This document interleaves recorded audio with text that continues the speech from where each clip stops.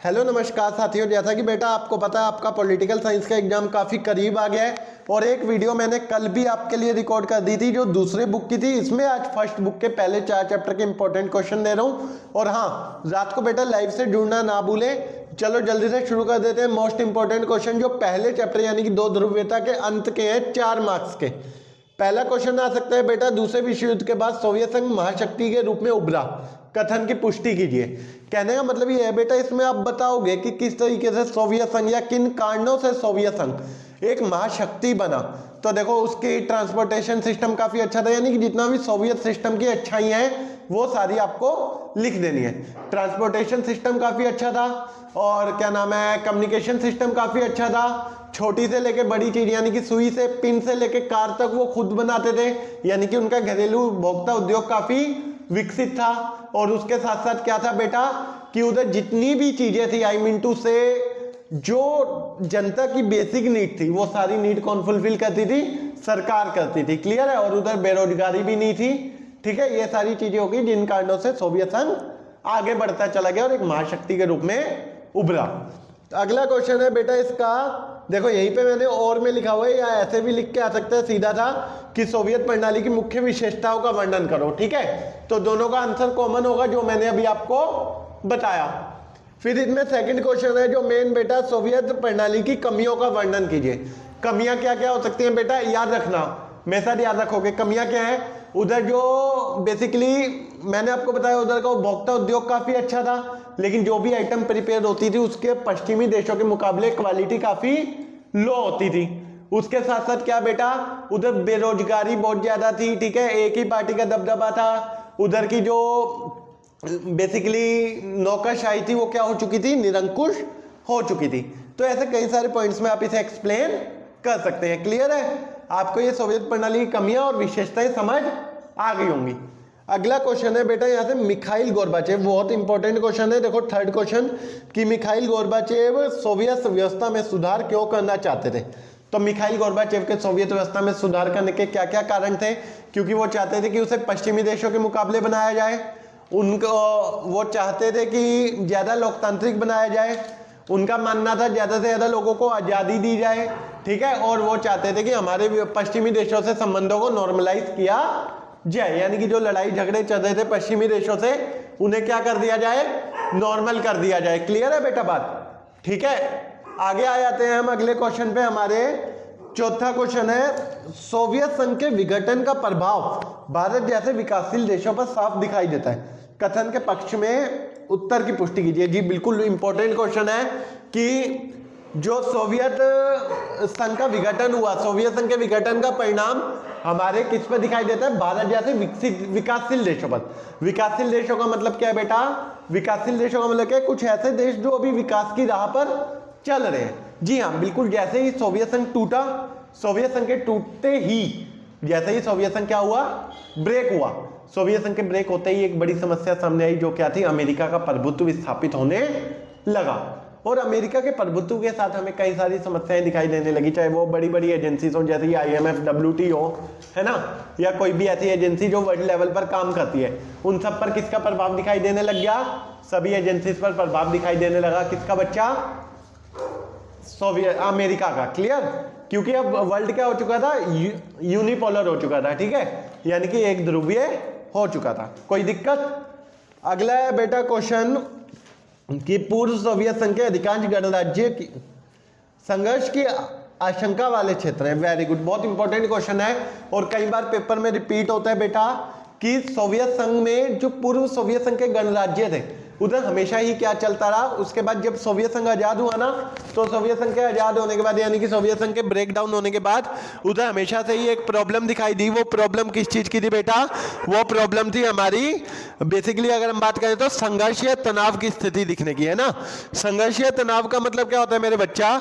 संघर्षीय तनाव का मतलब होता है एक ऐसी सिचुएशन बन जाना जहाँ पे कहीं ना कहीं एक प्रॉब्लम्स क्रिएट हो रही हो। अब मैं आपको नॉर्मल सी लैंग्वेज में बताऊं तो जैसे कि इधर हम बात करें चेचन्या और दागिस्तान, रूस के 2 गणराज्य थे। दोनों ही गणराज्यों में कई सारे कॉन्फ्लिक्ट या प्रॉब्लम्स दिखाई दे दी थी, जैसे कि दोनों अलग होने की मांग कर रहे थे, लेकिन रूस क्या चाहता था? अलग ना हो। तो रूस की राजधानी मॉस्को ने क्या किया? गैर जिम्मेदार तरीके से उस पर बमबारी की उस बमबारी में कई मासूम लोगों की जान भी चली गई। क्लियर है बात। और उसके साथ साथ बच्चा अगर हम बात करें तो तजाकिस्तान आने वाले 10 वर्षों तक यानी 1991 से लेकर 2001 तक गृह युद्ध की चपेट में रहा। उसके बाद बात करें तो बेसिकली हम बात करें चेकोस्लोवाकिया 2 भागों में बट गया, चेक और स्लोवाकिया। फिर अर्मेनियाई लोग अर्मेनिया में मिलना चाहते थे, है ना, याद रहेगा बेटा। तो यहाँ पे क्या कॉन्फ्लिक्ट ही दिखाई दे रहे हैं ना। आगे आयो बेटा, इधर से 6 नंबर के question, very most important question 2 मैंने ऊपर लिख दिए हैं बेटा कि सोवियत संघ के विघटन के कारण की व्याख्या कीजिए।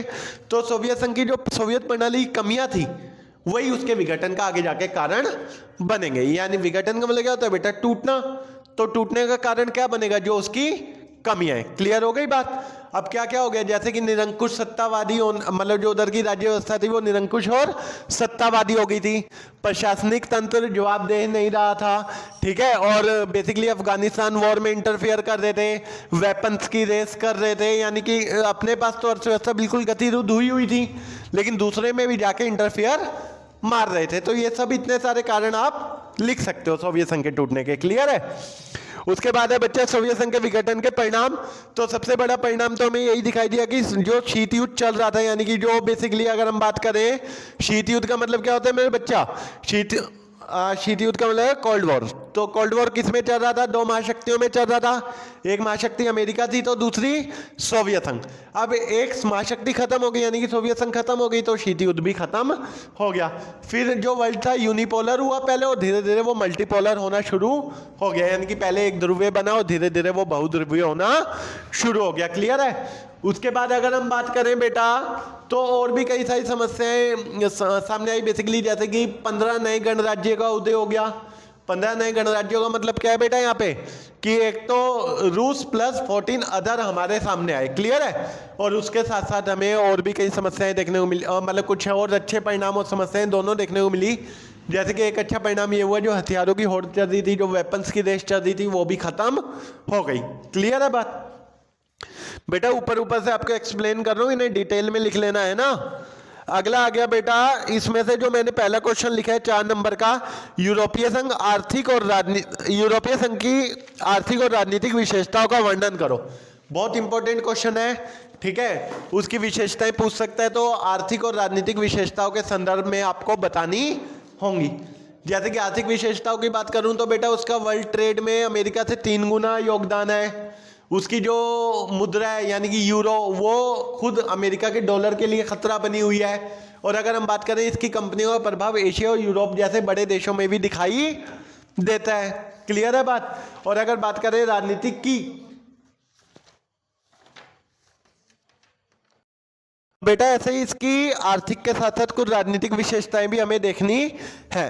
अब राजनीतिक विशेषताओं में क्या क्या है, जैसे कि उसका फ्रांस एक बेसिकली एक ऐसा देश है जिसपे 335 परमाणु है और उसके साथ साथ वो सुरक्षा परिषद का स्थायी सदस्य भी है।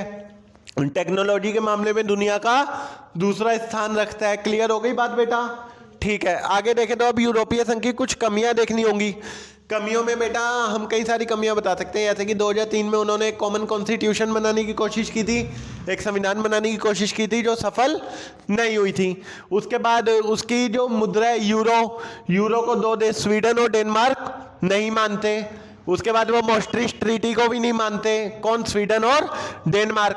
फिर ब्रेग्जिट हो या ना, ब्रेग्जिट का मतलब क्या है बेटा, एक प्रक्रिया थी जिसमें ब्रिटेन उसमें से एग्जिट हो गया था। क्लियर है बात। और उसके साथ और भी कमियां आप लिख सकते हो, जैसे कि कई मामलों में उनकी आपसी विदेश नीति नहीं मिलती। ठीक है। जैसे कि कुछ देशों का मानना है कि हमें अमेरिका का विरोध नहीं करना चाहिए क्योंकि अमेरिका ने हमारी मदद की है बनने में मार्शल प्लान, और कुछ देशों का मानना है कि हम अमेरिका को चुनौती देने के लिए ही बने हैं। क्लियर हो गई बात। उसके बाद आया था बच्चा हमारा अगला क्वेश्चन क्या कि क्षेत्रीय संगठन के प्रमुख उद्देश्य, यार बड़ा आसान है, शांति, क्षेत्रीय शांति बनाए रखना, ठीक है, युद्ध को रोकना, ठीक है। उसके साथ साथ क्या महामारियों से या प्राकृतिक आपदाओं से मिलकर लड़ना, ऐसे XYZ कई सारी चीजें आप बता सकते हैं। क्लियर है। अगला देखें तो बेटा आसियान विजन 2020 इस बार पेपर में आएगा, मतलब आएगा, ठीक है, कन्फर्म है ये क्वेश्चन, चाहे 2 नंबर में आए चाहे 4 नंबर में आए। ठीक है। 2 नंबर में लिखित में ये क्वेश्चन मिलेगा, पढ़ लेना बहुत अच्छे से।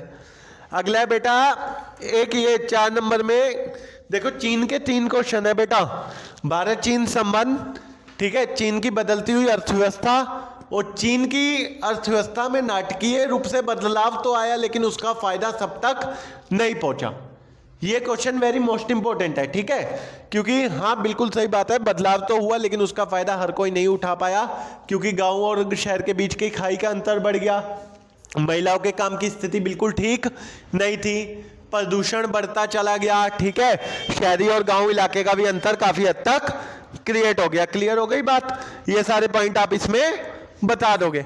उसके बाद आ जाता है बेटा यहाँ से, अब मैं एक 6 नंबर में बता ही रहा था, तो जैसे मैंने आपको बोला कि चीन और चीन की अर्थव्यवस्था, तो आप इसमें 2 स्टेज में लिखोगे चीन की अर्थव्यवस्था को। पहले चीन की अर्थव्यवस्था को समझाओगे कि पहले की चीनी अर्थव्यवस्था कैसी थी और बाद में परिवर्तन के बाद चीनी अर्थव्यवस्था कैसी थी। तो पहली चीनी अर्थव्यवस्था की बात करें तो बेटा माओ की लीडरशिप में बनी थी, ठीक है, और पहली चीनी अर्थव्यवस्था में हमें साफ साफ दिखाई दे रहा था क्या बेटा, समाजवाद का गुण, ठीक है। उसने अपने पॉपुलेशन की हर एक नीड को फुलफिल करने की कोशिश की, लेकिन पॉपुलेशन ऐसे बढ़ती गई कि वो उस चीज में फेलियर साबित होने लगा। पहले तो शुरू में उसने हर एक चीज प्रोवाइड कर दी, लेकिन धीरे धीरे वो चीज नाकामयाब होने लगी। क्लियर है बात? तो उसने 1970 के डिकेड से सुधार करने शुरू किए, ठीक है। डेट आपको याद करनी पड़ेगी, 1972, 73, 78, 82, 98 और 2001।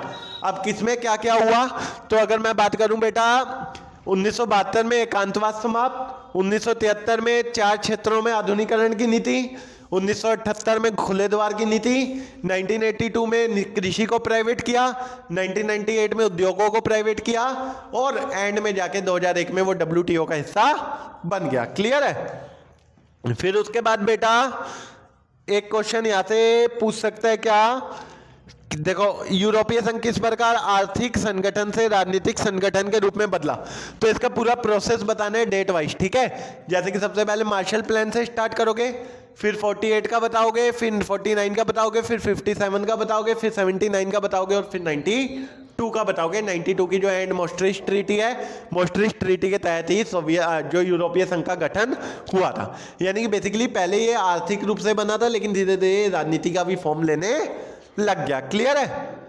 कोई दिक्कत? ठीक है बच्चा, आगे बढ़ते हैं। आगे क्या है हमारा, आगे आता है क्या नाम है कि चीन ने, अच्छा देखो एक क्वेश्चन थोड़ा सा मैं बताना भूल गया ऊपर, अब बता देता हूं आपको। यहाँ पे शॉक थेरेपी का बेटा पहले चैप्टर में था, ठीक है। कौन सा? Shock therapy. शॉक थेरेपी का शाब्दिक अर्थ बताते हुए विशेषता और परिणामों की व्याख्या कीजिए, ठीक है। ये सारे क्वेश्चन देख लेना बेटा। तो शॉक थेरेपी बताऊं तो शॉक थेरेपी का शाब्दिक अर्थ होता है बेटा क्या, आघात पहुंचाकर उपचार करना। आघात पहुंचाकर उपचार करने का मतलब क्या है कि जैसे कोई पागल होता है ना, तो पागल को क्या कहते हैं बेटा, बेसिकली झटके देते हैं और उसका इलाज करते हैं, ठीक है। ऐसे ही इधर आघात पहुंचाकर उपचार करने का मतलब क्या है, अर्थव्यवस्था को अचानक से झटका देकर उसे ठीक करना। ये मॉडल अपनाया गया था बेसिकली समाजवाद से पूंजीवाद की ओर जाने के लिए। किसके लिए? समाजवाद से पूंजीवाद की ओर जाने के लिए। क्लियर है बात?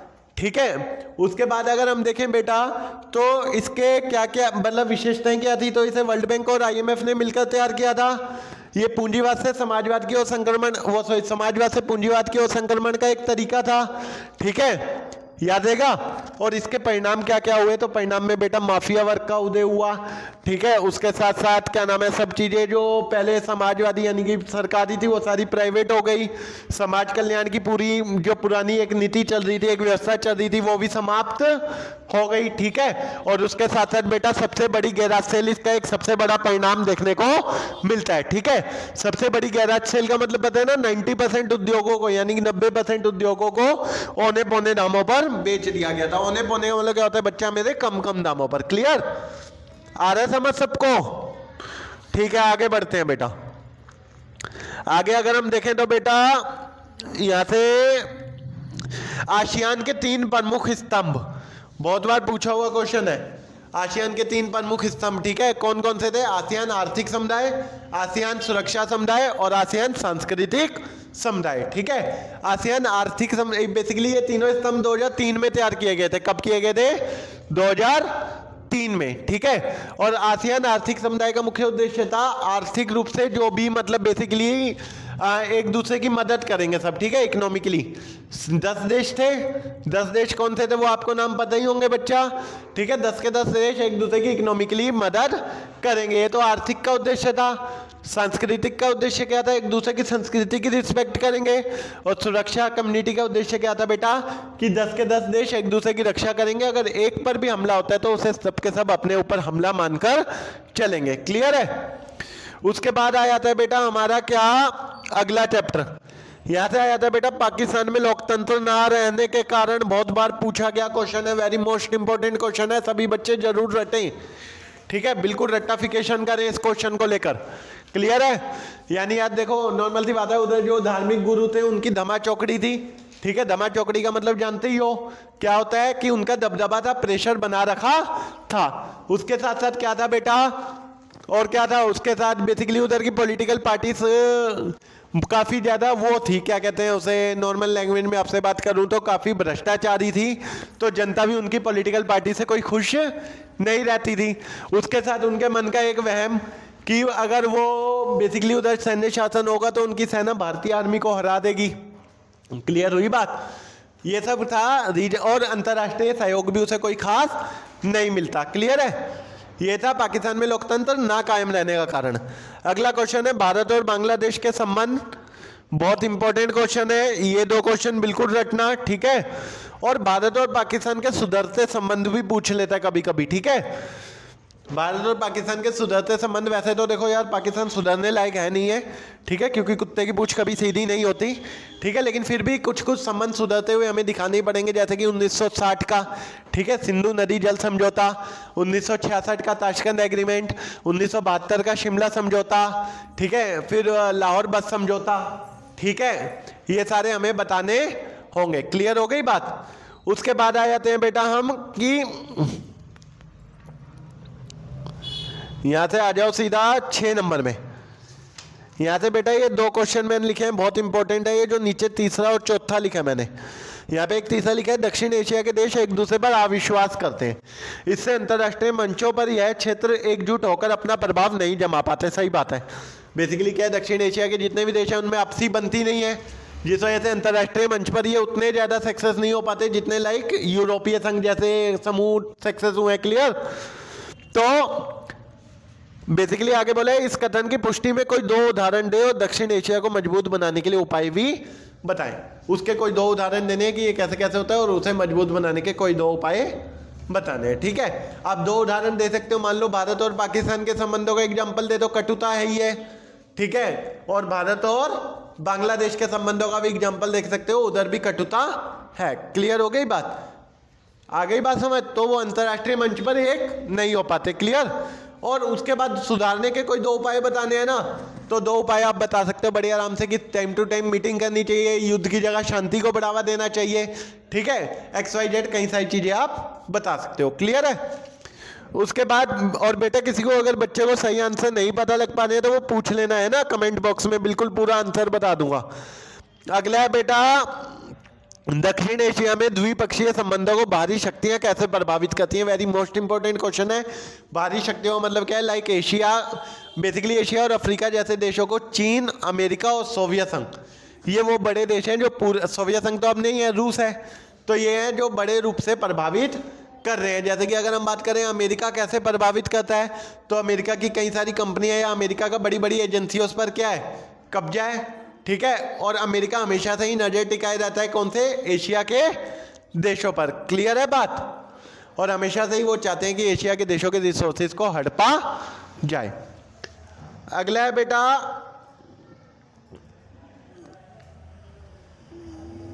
ये देखो, ये मैंने इसका आंसर भी आपके लिए कर दिया है, ठीक है, यहां से देख लो, ये रहा,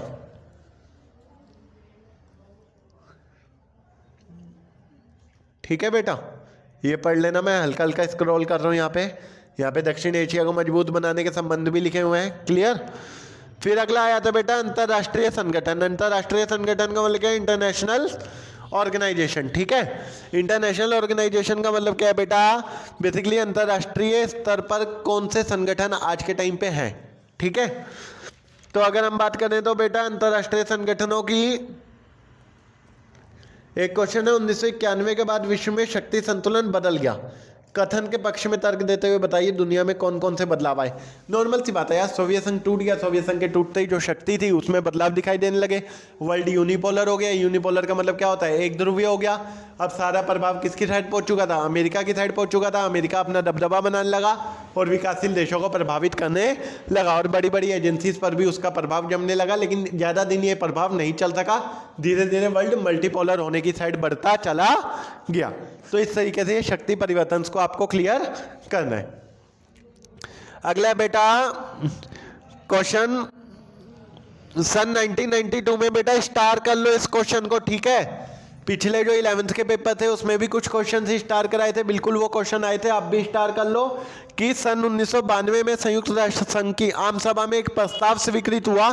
प्रस्ताव की 3 मुख्य शिकायतें क्या थी, ठीक है। इसका आंसर बेटा ना मिले तो मुझसे मांग लेना, वैसे एनसीईआरटी में आपको क्लियरली मिल जाएगा, ठीक है।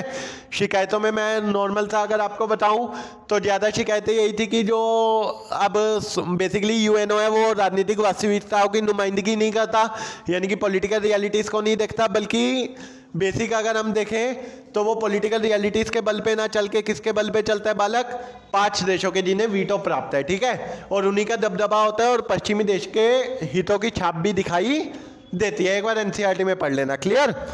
उसके बाद आया हो बेटा इसमें मुख्य रूप से 6 नंबर के क्वेश्चन। एक तो ये हमें अंतर्राष्ट्रीय संगठन क्यों चाहिए, तो यार क्षेत्रीय संगठन का जो आंसर बताया वही अंतर्राष्ट्रीय संगठन का भी है, ठीक है। क्योंकि कोई भी पूछ ले अंतर्राष्ट्रीय संगठन क्यों चाहिए, तो विश्व युद्ध को रोकने के लिए, ठीक है, ग्लोबल वार्मिंग जैसी समस्याओं को रोकने के लिए, सहयोगात्मक सुरक्षा को बढ़ावा देने के लिए, ठीक है, और अंतर्राष्ट्रीय व्यापार को बढ़ावा देने के लिए, क्लियर है। उसके बाद है बेटा यूएनओ के प्रमुख अंगों के नाम लिखिए और सुरक्षा परिषद के बारे में स्पष्ट कीजिए, ठीक है। तो यूएनओ के प्रमुख अंग आपको पता ही है बेटा 5 है मुख्य रूप से, 6 अब खत्म हो चुका है, ठीक है। और फिर सुरक्षा परिषद के बारे में आप डिफाइन कर देना, उसका स्ट्रक्चर बताओगे कि भैया टोटल 15 सदस्य हैं, 10 स्थायी और 5 स्थायी और 10 अस्थायी, यानी कि 5 परमानेंट और 10 नॉन परमानेंट, क्लियर है, ये बता दोगे। उसके बाद आ जाते हैं बेटा फिर आपको बिल्कुल सुरक्षा परिषद के बारे में और बता देना है कि इसका फैसला सब पर बाध्य होता है, ठीक है, कोई इसके फैसले को टाल नहीं सकता, और अगर कोई एक देश भी वीटो कर देता है तो ये सारा मामला कैंसिल हो जाता है, क्लियर है। और एंड क्वेश्चन है बेटा एक भारतीय होने के नाते तर्क दीजिए कि भारत को संयुक्त राष्ट्र संघ की स्थायी सदस्यता, यानी कि जो संयुक्त राष्ट्र संघ का सुरक्षा परिषद है, सिक्योरिटी काउंसिल है, उसकी परमानेंट सदस्यता मिलनी चाहिए, क्लियर है। तो ये क्वेश्चन एक बार पढ़ लेना बेटा। और हाँ, अगर वीडियो में कुछ भी समझ ना आए बेटा, ये मैं धीरे धीरे एक बार स्क्रॉल कर दे रहा हूँ, ठीक है, आप क्या करो बिल्कुल उसे नोट डाउन कर लो, ठीक है, क्वेश्चन का स्क्रीनशॉट ले लो, ठीक है। और कुछ भी ना समझ आए तो बेटा मुझसे पूछ लेना अलग से, है ना, कमेंट बॉक्स में कमेंट करके भी आप पूछ सकते हो। और हाँ, मैंने आपको अपना कॉन्टैक्ट नंबर भी दे रखा है बेटा, डिस्क्रिप्शन में भी डाल दूंगा, अगर किसी बच्चे को नोट्स चाहिए हो या कोई आंसर चाहिए हो वो भी बता देना, क्लियर। तो शाम की लाइव के लिए भी तैयार रहना बेटा। और हाँ, वीडियो अच्छी लगी हो तो जल्दी से चैनल को सब्सक्राइब करो, वीडियो को लाइक करो, शेयर करो। जय हिंद, जय भारत, ठीक है बेटा, ये देख लेना आराम से आप।